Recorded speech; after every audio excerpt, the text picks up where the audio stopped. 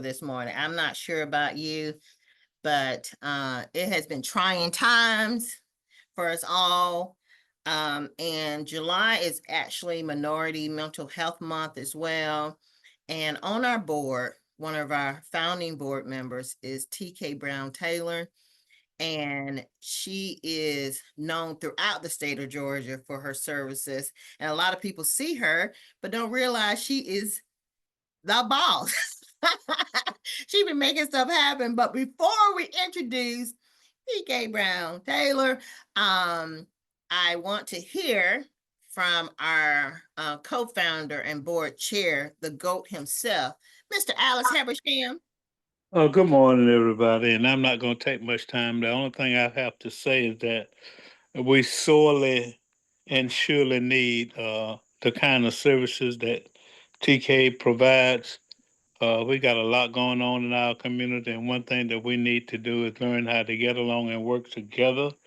I remember back during the 60s and the days of segregation, that's the only reason we made it, is because we realized that we were not each other's worst enemy, but we needed to pull together and try to get along even when there were difficulties and even when there were conflicts.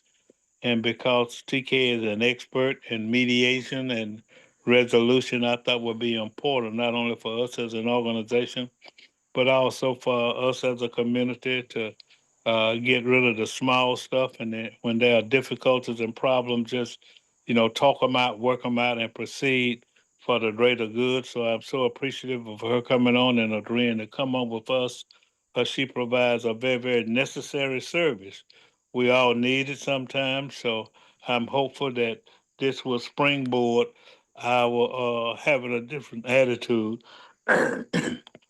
Excuse me, about, at least try the approach to work it out first. So take it away, TK. And you do have co-hosting, and you should be ready to go. Let me get situated here this morning. Thank you so much, Ms. Habersham. We're changing cameras over here because they couldn't hear me on the first camera, but good morning, everybody.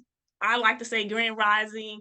I appreciate the opportunity to be here. As Sharice has shared, I am a board member of this esteemed organization, and we call Mr. Habersham the GOAT, but I like to call him Mr. Macon. So I just appreciate the invitation to be here and be able to share with you all today. With my family is who and what I share. And so you all, I see that I am not looking at the camera, but y'all bear with me because we changed cameras. So just bear with me. And I want to be looking at you all, but I'm struggling doing that. And so I've been trained to do a formal introduction. Sharice, let me know that you all can see this, my presentation. Let me get that up here.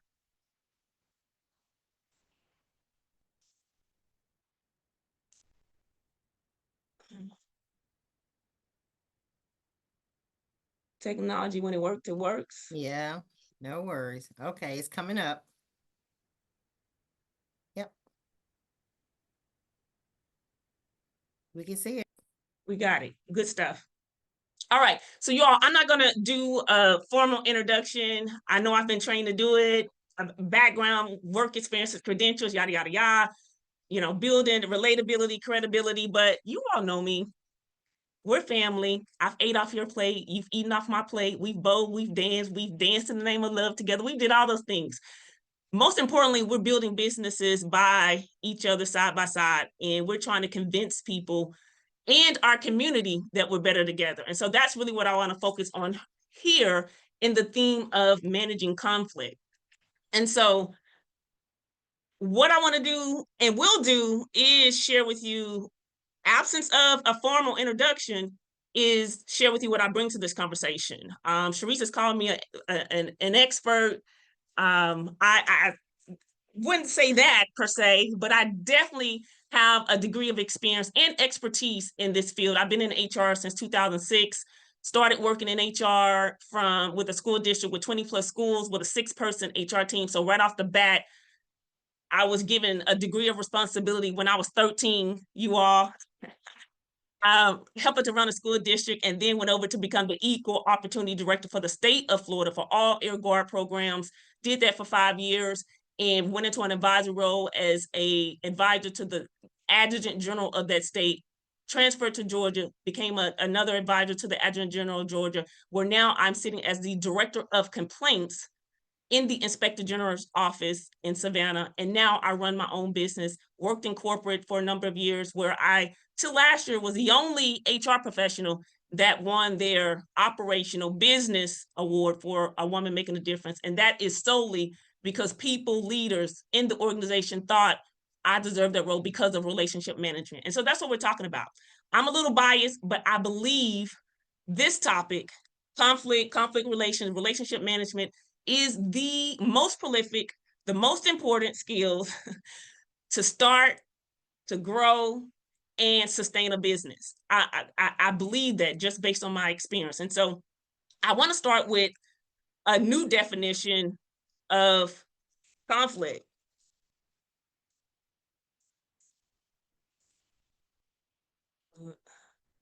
I don't see that my slides are changing for you all. Oh, there it is. All right, so I want to start with this definition of conflict. Somebody put in the chat for me. Conflict is the place where change is trying to happen. Please put that in chat. Conflict is the place where change is trying to happen. That means conflict is not inherently bad. And Sharice, keep me honest with time as well. Yes. We've been conditioned to think of conflict as something negative. I've often asked leaders, what is conflict costing you? What is conflict costing your business? And almost always, they are never able to give me a definitive answer, an actual amount. But I want to help you paint a story, because even you might not even see what that question means to you. I told you all, I've been in the military. I've been in the Air Force 23 years. Uncle Sam requires that I get a dental exam, report on my dental status every 6 to 12 months. And the military doesn't want you to show up over in war. They don't want to call you up for war. And then you talk about you have a toothache, and then they have to send you back, right? My military folk online. And so they are real cognizant of those types of things. And so I'm due for my dental. In fact, I was overdue for my dental, and I had a provider, that's another word for dental, provider, and a dentist in Atlanta, transferred to Augusta, in the office that I chose. Couldn't get me in 6 to 7, 8 months for an appointment, but because of my history of them and that they took my insurance, I stuck with them. I waited months, finally get there, and immediately was put off by the staff. The front desk was not welcoming, was not helpful. And then my dental assistant tells me that I needed a certain type of x-ray. It was required.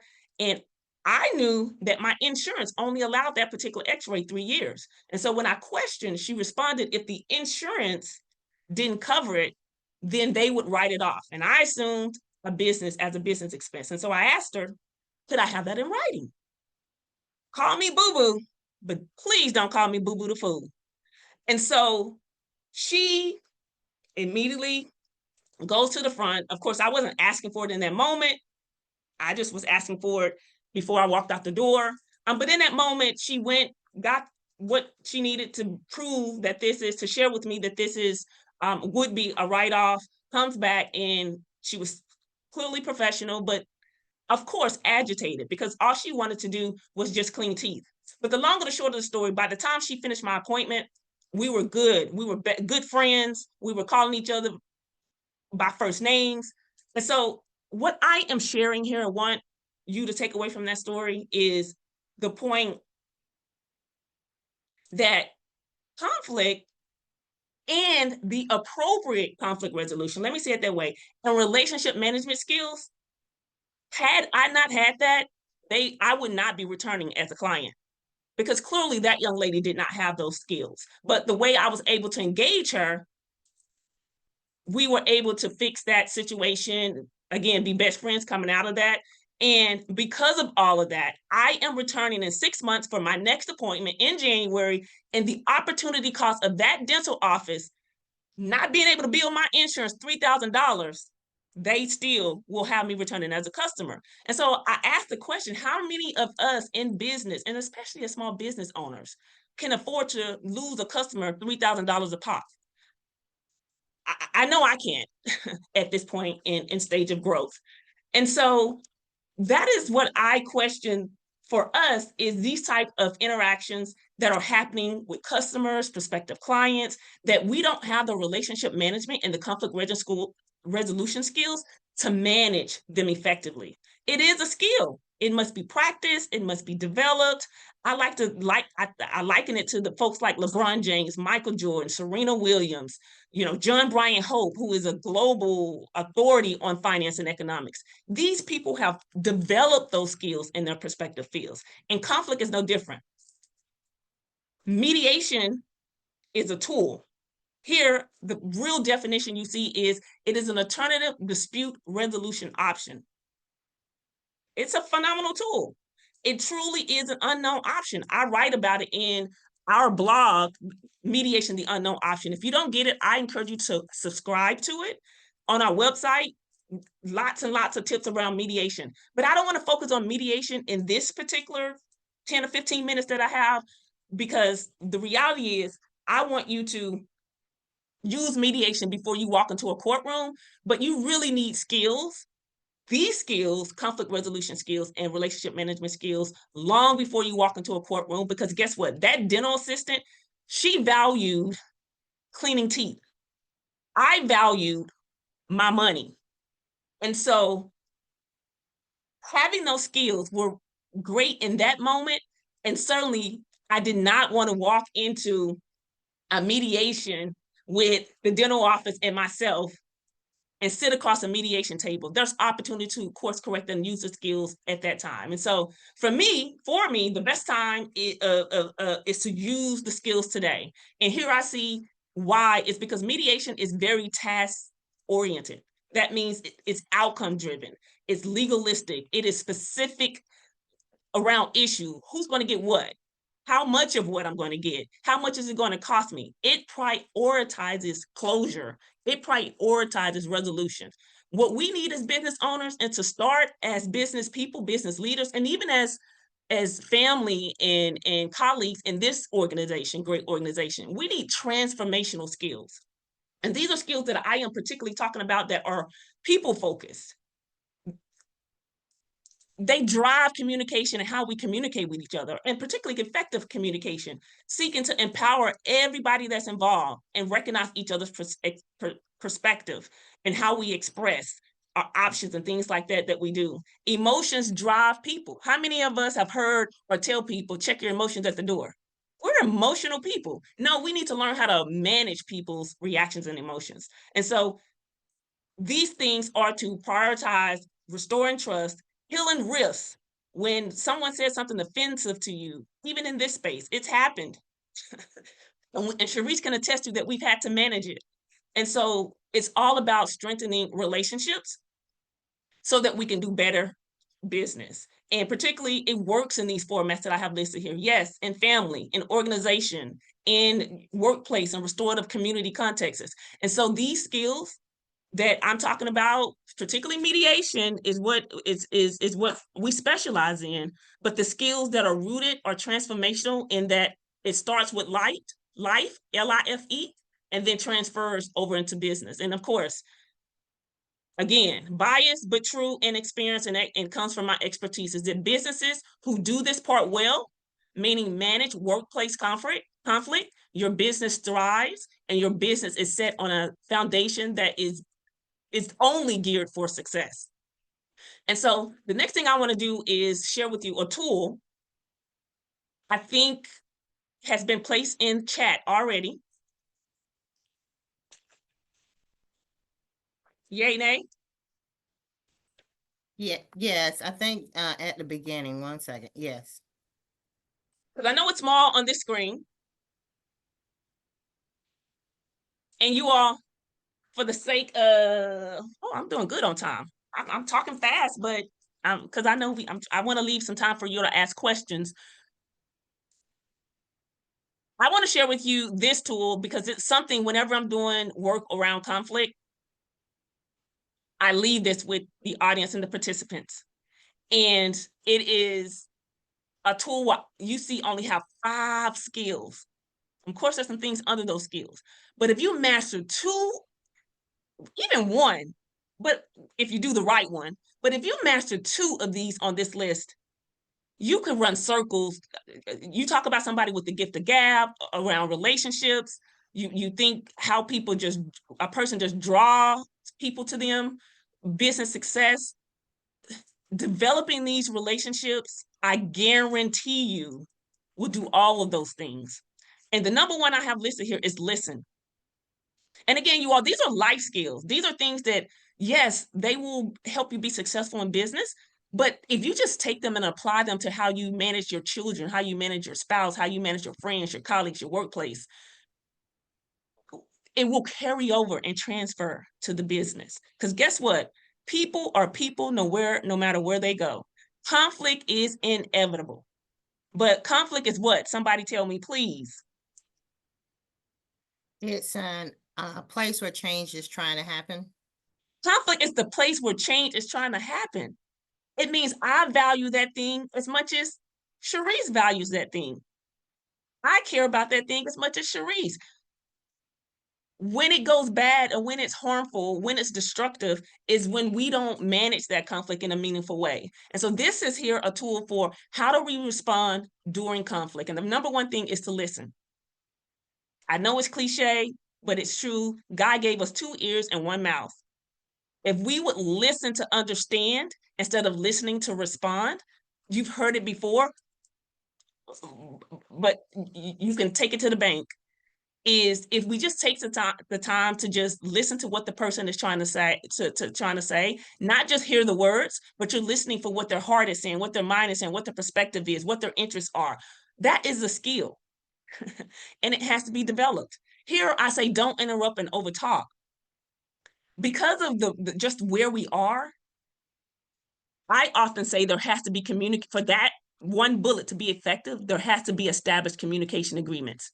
Because I give you like myself, particularly in environments like this, we have systems that will, cut you off and highlight me when I'm talking, highlight the other person, and lower their sound and things like that.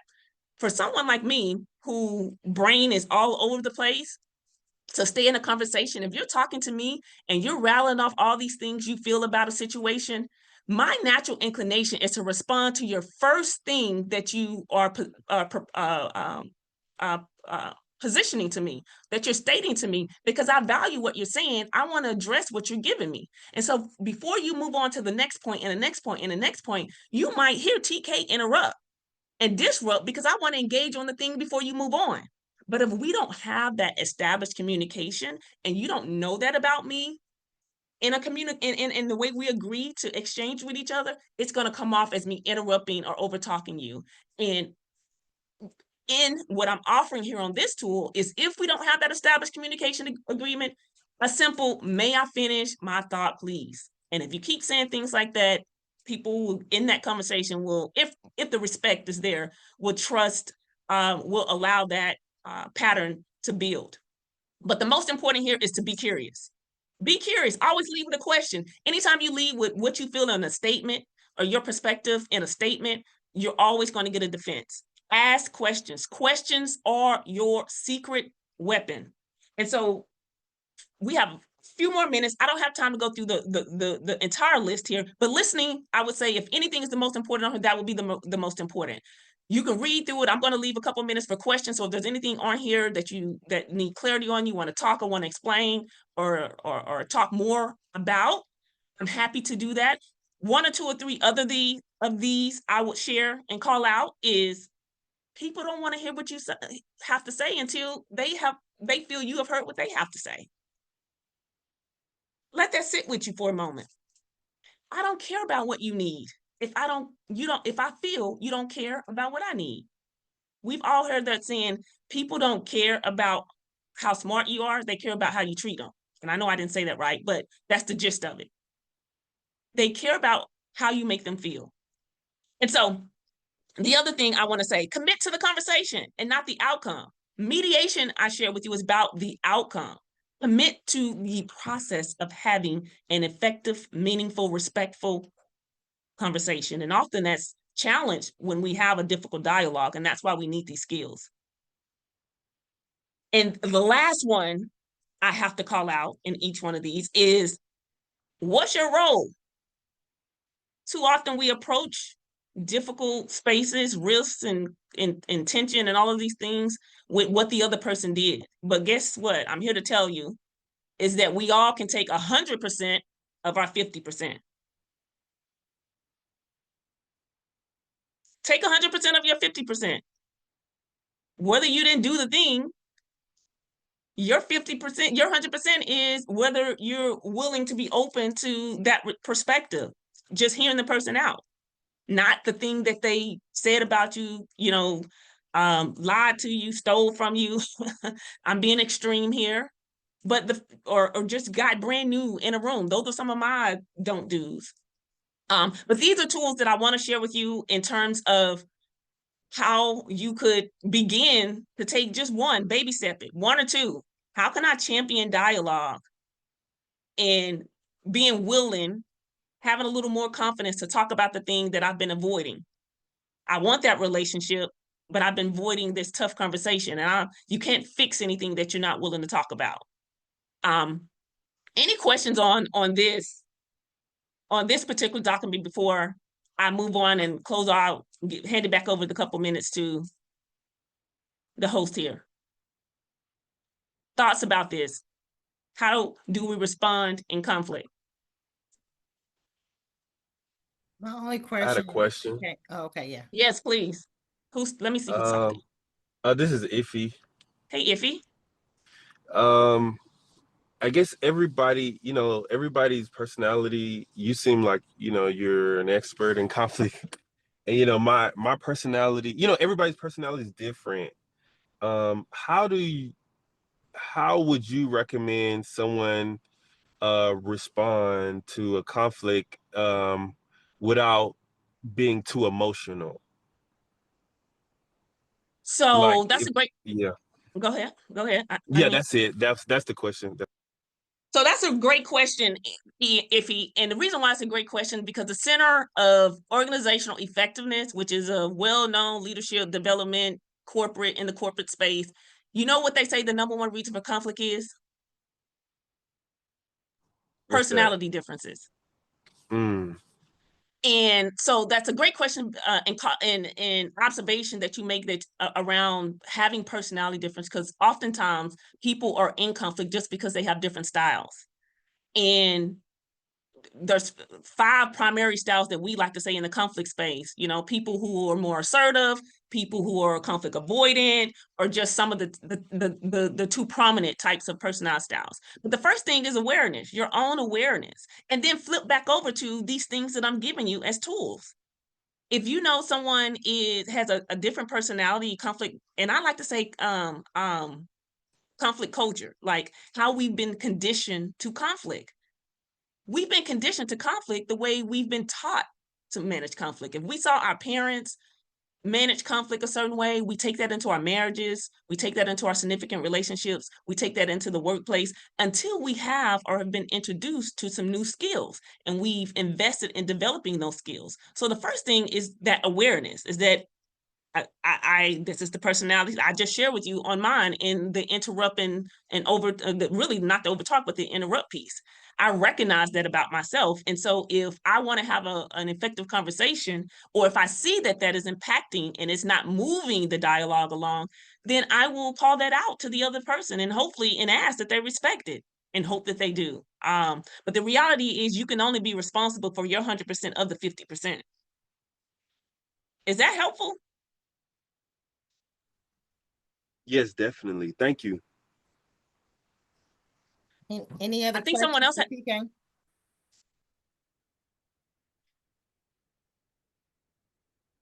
Poor communication is by far the number one reason why things go crazy, become a crisis, in a matter of hundreds. I know even this morning, we all have had some kind of conflict. If it was your kids trying to get them out the door, you know, they don't value education at this point as much as you do, or your spouse don't value, you know, getting on your nerves, value your peace, whatever it is, we are going to have some sort of conflict. I had conflict this morning myself. I had conflict with time. I joke, but it's true. It don't like that I procrastinate, and I don't like that it don't stand still for me. We are going to have conflict. And so, and that's in business. How are we prepared so that that conflict doesn't cost us relationships, cost us business, cost us clients, cost us our bottom line, cost us being able to grow? And so being able to develop these tools, whether it's around our personalities, whether it's around specific skills that we have, whether it's around and just how we our delivery or even receiving feedback, I divert back to this tool right here. Start here, you all, and listening, slowing down. I'm going to be open and willing. I'm going to be curious and ask questions. I guarantee you'll be successful. And if you don't, come back and see me. I don't have anything other, Cherise. I will share a little bit about Brownstone Mediation Service. I'll put it here, put it in the chat for the sake of time. If there's anything on, you can go to our website and see all of this. If there's anything, follow us on social, LinkedIn and Facebook. I give a ton of information because I really truly believe in better together.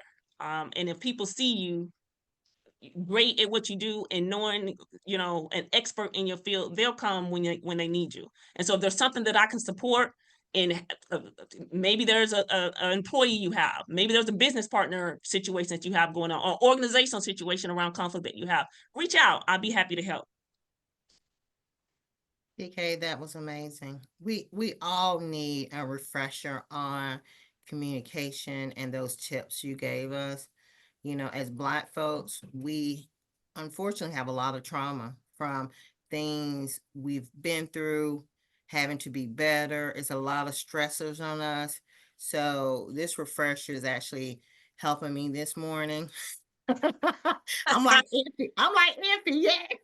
With the conflict you had already coming in the door, Cherise, they won't let you get to your desk and sit. I don't know this. You didn't say this, but they didn't let you. Let me get to the office first. My conflict, I value getting to my office and putting myself together, and then. Yeah, so this is very timely. So Mr. Alice, you have anything? Because this was your idea and this was amazing.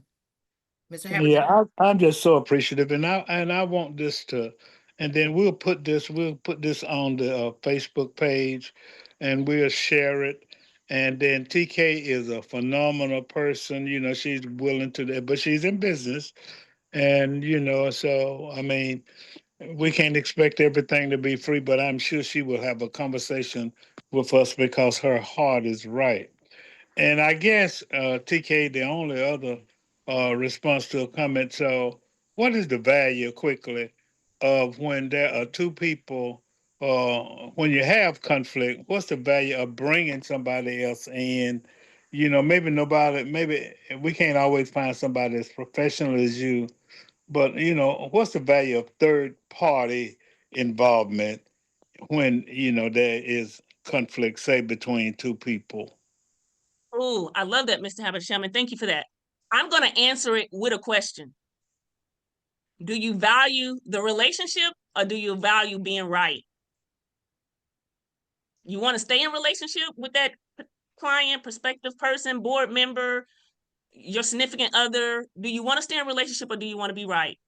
And the second piece of that I will offer in terms of what it's going to cost you is, particularly as business professional. I am by trade, I run an HR company, we are Brownstone Mediation because mediation is what sets us apart from other HR companies. That's what we specialize in, we're experts in. Conflict resolution, we're conflict specialists, conflict mechanics. And as HR professionals, I tell business owners, there's only two ways to grow your business: human capital and financial capital. We do a lot of work around grants, awards, contracts and all of that, but we lose sight of people capital. In order to grow your business, you need people. You need people, you're gonna have conflict. You have conflict, you're gonna need to be able to manage that conflict. And so don't discount being able to bring on a HR professional, someone out the gate, if they or what Mr. Habit have attest to. Somebody paid me 6 figures to do what I do for myself, right? No, as a small business owner, no, you can't afford that. But there are options. It's called fractional HR. It's called a TK. What can I do for and offer you that doesn't require that you come in on my team as an employee? But you can be an advisor, you can be a consultant, you can do something fractional. And so don't discount that I can't afford that resource, I can't afford that expertise, I cannot afford that. There are ways to get the same service that someone would go out and pay someone 6 figures to do. I'm doing it, you all. Mm. So yes, great question, Mr. Havisham. Thank And you. before we leave, I want to acknowledge, I see 2 faces and names that I put out of my network and they showed up.